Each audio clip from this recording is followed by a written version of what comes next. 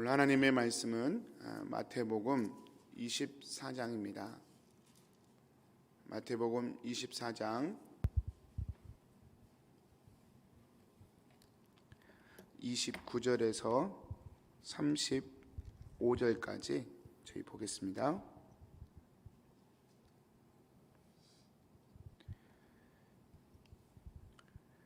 그날 환란 후에 즉시 해가 어두워지며 달이 빛을 내지 아니하며 별들이 하늘에서 떨어지며 하늘의 권능들이 흔들리리라.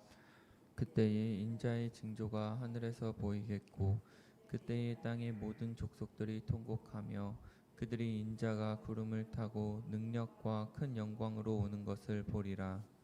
그가 큰 나팔 소리와 함께 천사들을 보내리니 그들이 그의 택하신 자들을 하늘 이 끝에서 저 끝까지 사방에서 모으리라. 무화과 나무의 비유를 배우라. 그 가지가 연하여 지고 잎사귀를 내면 여름이 가까운 줄을 아나니 이와 같이 너희도 이 모든 일을 보거든 인자가 가까이 곧 문 앞에 이른 줄 알라. 내가 진실로 너희에게 말하노니 이 세대가 지나가기 전에 이 일이 다 일어나리라. 천지는 없어질지언정 내 말은 없어지지 아니하리라. 아멘. 오늘 하루 주님과 동행하십시오라는 제목으로 하나님의 말씀 묵상하겠습니다. 성도님들, 오늘 말씀이 종말에 관한 예수님의 말씀인데요, 이 말씀이 참 해석이 어렵습니다. 그래서 정말 어렵습니다. 그래서 제일 안전한 해석을 오늘 아침에 제가 드리려고 합니다. 제가 여기도 킹스에 와서 목회하면서도 그런 이메일을 몇 번 받았습니다. 또 우리 교회 거쳐간 성도님들한테 그런 문자 메시지도 받았습니다. 어떤 메시지냐면 어느 지방에 해가 갑자기 색깔을 잃었다, 뭐 달이 핏빛이 됐다, 뭐 이런 메일들 제가 좀 받았어요. 그러니까 이런 성경들 그대로 인용하는 것이죠. 해가 어두워지고 달이 빛을 내지 아니하고 뭐 이런 현상들, 기이한 자연 현상들이 지금 세계 곳곳에 일어나고 있다라고 하는 그 메시지들을 제가 좀 몇 번 받았습니다. 그러면서 조금 당황했습니다. 그래서 마치 지금 주님이 곧 오실 것처럼, 이제 곧 임박한 것처럼 그렇게 묘사하는 것에 대해서 제가 좀 당황했습니다. 제가 누차 반복적으로 말씀드리지만 저희가 가져야 할 바른 종말론은 그런 현상과 상황들을 보고 주님이 언제 오신가를 예측하면 안 됩니다. 우리 인간의 감각이라고 하는 것이 지극히 제한적인 거기 때문에, 여러분 보십시오. 아이들에게 사탕 한번 뺏어 보세요. 걔 세상 끝난 것처럼 울어요. 걔한테는 그게 종말이라고요. 우리나라가 6.25 전쟁 때 가족들이 죽어나가고 시체들이 막 동네에 쌓이고 그럴 때 그때가 종말처럼 느껴지지 않았겠어요? 세계 1차 대전, 2차 대전을 인류가 겪으면서 수백만 명이 죽어나갔어요. 그때 사람들이 그 전쟁의 한복판에서 뭘 느꼈겠어요? 종말을 느꼈을 겁니다. 지금도 전 세계에는 수많은 전쟁과 그런 소문들이 있습니다. 그 전쟁의 한복판에 있는 사람들은 뭘 느끼겠어요? 종말을 느낄 겁니다. 정말 마지막이잖아요, 인생에. 죽고 살고가 총각에 달려 있으니까. 그런데 1차 대전 끝나고 지금 다시 평온이 찾아오고, 그러니까 우리의 감각이라고 하는 것이, 우리가 뭘 보고 인지하는, 이 육체로 인지하는 것이 이게 한계가 있을 수밖에 없다는 사실을 겸허히 인정해야 돼요.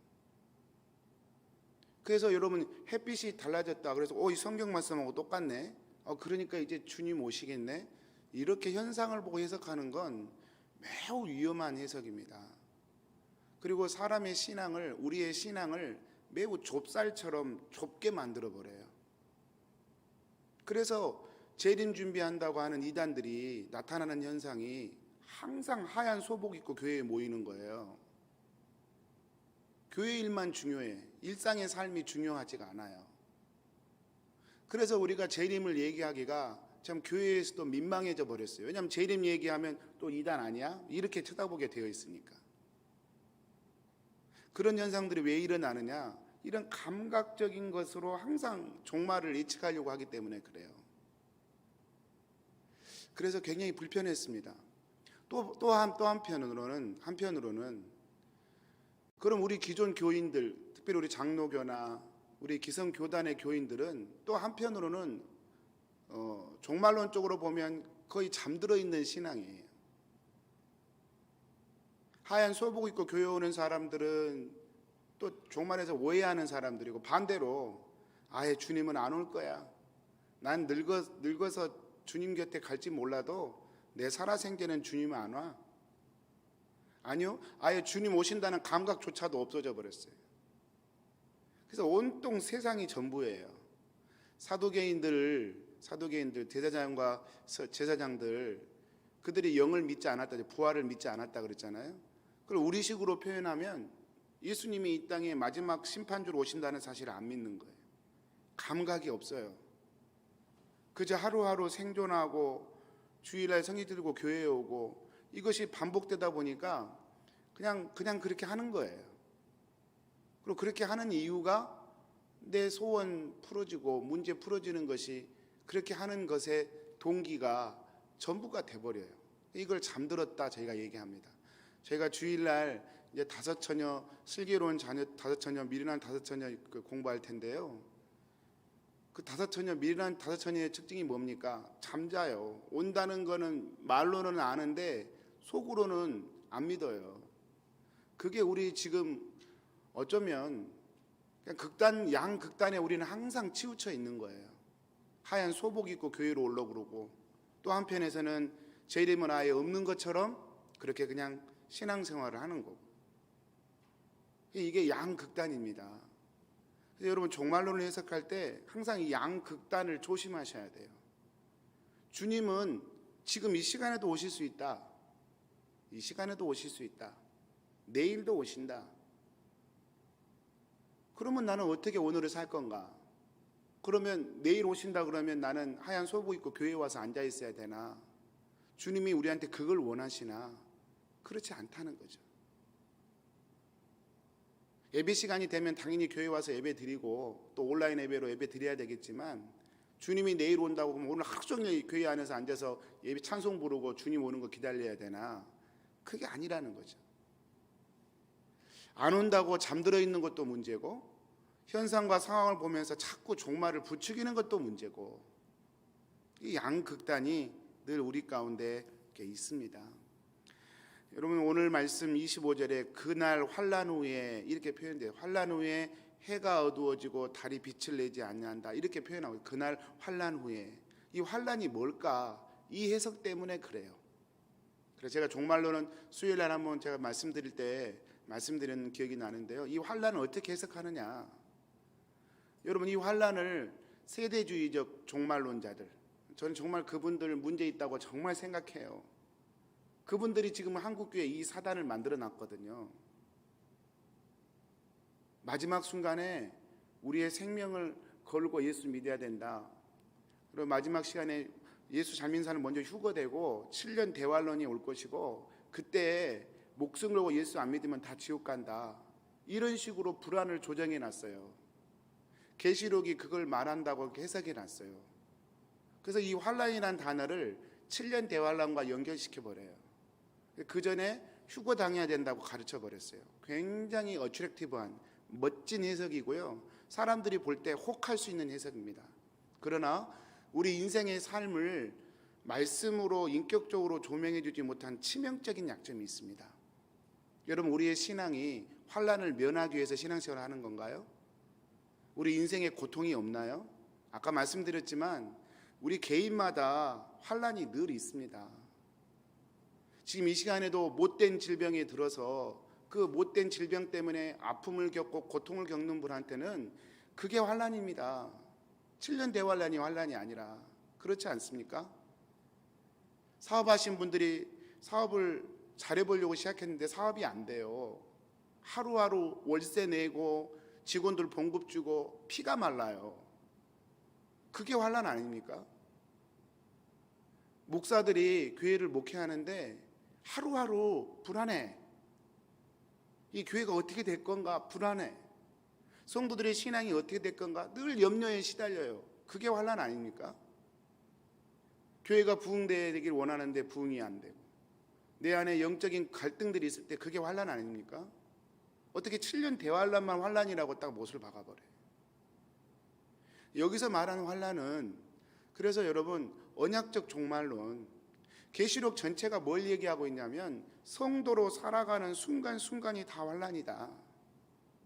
믿음을 지켜가며 사는 순간순간이 다 환난이다. 이걸 우리한테 얘기를 하는 거예요. 그걸 얘기하는 이유가 무엇입니까? 예수 인격적으로 믿으라는 얘기예요. 결론적으로 말하자면 하얀 소복 입고 오는 것도 비인격적인 믿음입니다. 그렇다고 예수님 안 올 거야 하고 잠자면서 이 땅의 것만 바라보고 종교적 의식과 절차를 잘 치러내면 하나님 기뻐하실 거야, 그거 잠자는 것입니다. 비인격적인 신앙입니다. 그렇지 않습니까? 어떻게 교회 하나님이 예배당 안에만 거하시고 예배당 밖에는 안 계시겠어요? 그것도 반대로 해석해요. 교회당 안에만 하나님이 있냐? 난 교회 안 나오고도 내가 혼자 예수 잘 믿어. 또 그렇게 얘기하는 사람도 있고요. 그 비인격적 아닙니까? 그래서 정말 종말론의 핵심은 인격적으로 주님을 믿고 하루하루 주님과 동행하며 살아라. 그러면 되는 거예요. 그러면 되는 거예요.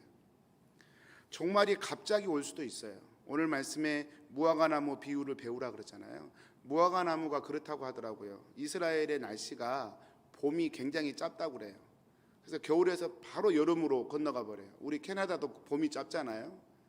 그래서 겨울에서 바로 여름으로 봄이 굉장히 짧은데 여름이 되면 무화과나무가 확 핀단 말이에요. 봄이 짧으니까 무화과나무가 이렇게 있다가 갑자기 확 펴버리는 거예요. 종말이 그렇게 갑자기 올 수 있어요. 우리 주님이 오시는 게 그렇게 오신다.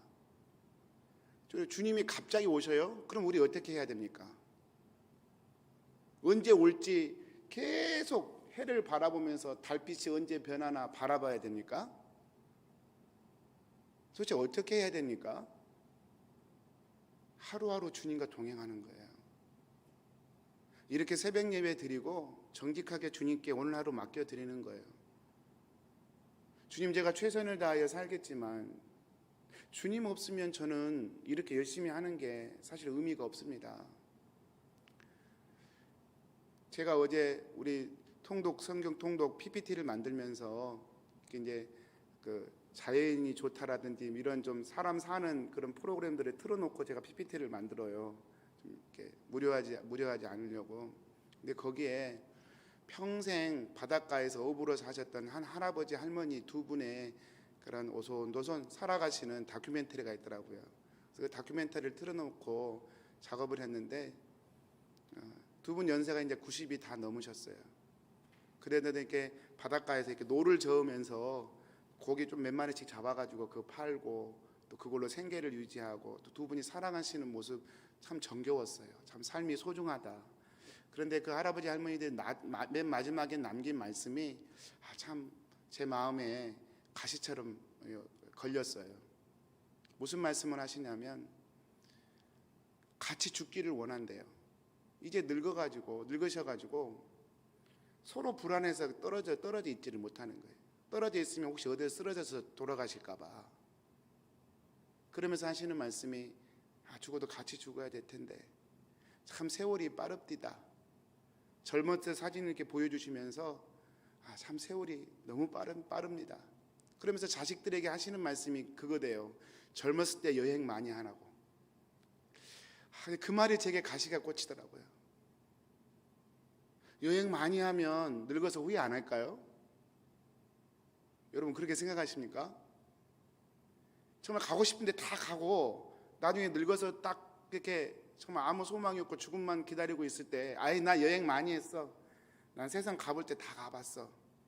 그러고 나면 죽음이 두렵지 않을까요? 그건 아니잖아요. 그 아름다운 삶을 사셨음에도 불구하고 하나님이 빠져버린 인생이 정말 무지한 삶이 될 수밖에 없구나.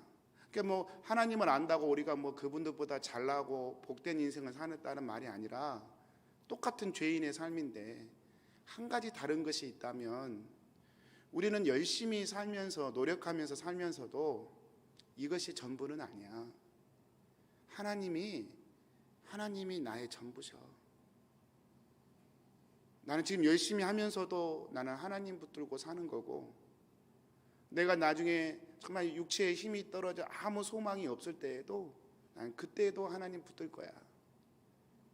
내 숨이 딱 멈춰지는 그 순간에도 나는 하나님 때문에 소망 있는 자라고 나는 말할 거야. 그 차이예요. 다 열심히 살고 다 최선을 다해 살고 다 사랑하면서 살죠. 근데 하나님이 빠져버린 인생이 결론이 참 허무하게 지더라는 것이죠. 성도님들, 종말 할 때 불안해하지 않으셨으면 좋겠어요. 여기서 이런 소리, 저기서 저런 소리, 죽인다 살린다 이런 얘기 불안해하지 않으셨으면 좋겠어요. 한 가지만 하시면 돼요. 오늘 나와 함께 하시는 주님 붙드시면 돼요. 오늘 일하실 때 주님 저 오늘 일해요. 저와 함께 해주세요. 일하는 중간중간 주님 제 안에 계시죠? 확인하시고, 하루 끝나면 주님 오늘 또 함께 해주셔서 감사해요. 염려가 생길 때마다 주님 이 삶의 염려 정말 저는 해결할 수 없어요. 주님께 맡겨드립니다. 도와주십시오. 그냥 오늘 하루 주님과 사시면 돼요. 쉽게 표현하면 그게 종말이에요. 그렇게 하루하루 사시다 보면 나이 들을 것이고 늙으실 것이고, 주님 그 전에 오시면 만나시면 되고 안 오시면 우리가 죽어서 가면 만나면 되고. 사랑하는 성도님들, 종말의 핵심은 인격적으로 하루하루 주님과 동행하는 것, 그 기억하시기 축복합니다. 그래서 오늘 또 저희 예배 드리는 거예요. 오늘 또 저희 성경 통독하는 거예요. 오늘 또 저희 큐티 하는 거예요. 그냥 주님과 일상의 삶에서 동행하기 위해서. 주님은 항상 우리와 함께 하셔요. 근데 문제는 우리가 주님과 함께 하냐는 거예요. 링컨이 그런 얘기 했죠. 남북전쟁 때 그 부하가 이 전쟁 때 하나님이 우리와 함께 하시면 참 좋겠다. 링컨이 그랬어요. 여보게, 하나님이 우리와 함께 하시는 건 염려하지 마. 하나님은 항상 우리와 함께 하셔. 문제는 우리가 하나님과 함께 하냐는 거야. 미국의 북군도 남군도 다 하나님 믿었어요. 북쪽 군사들만 하나님 믿은 거 아니에요. 다 하나님 믿었어요. 문제는 뭐예요? 진짜 누가 하나님의 뜻 가운데 섰냐는 것이죠. 남군은 하나님을 믿으면서도 자기 욕심에 선 거고, 북군은 하나님 믿으면서 하나님 뜻에 선 것뿐이에요.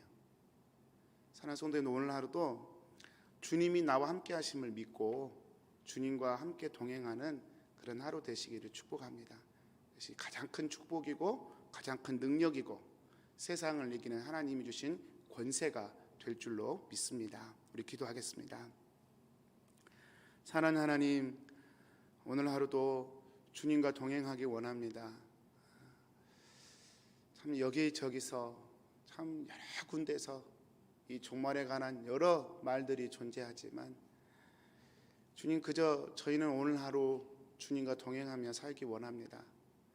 예수님이 나의 죄를 위해 십자가에 죽으신 것 믿고, 그 주님이 지금도 부활하셔서 성령으로 내 안에 함께 하심을 믿고, 나의 삶과 함께 하심을 믿고, 나도 주님과 동행하기를 믿음으로 구하고 그 믿음으로 고백하며 오늘 하루를 살아가기를 소원합니다.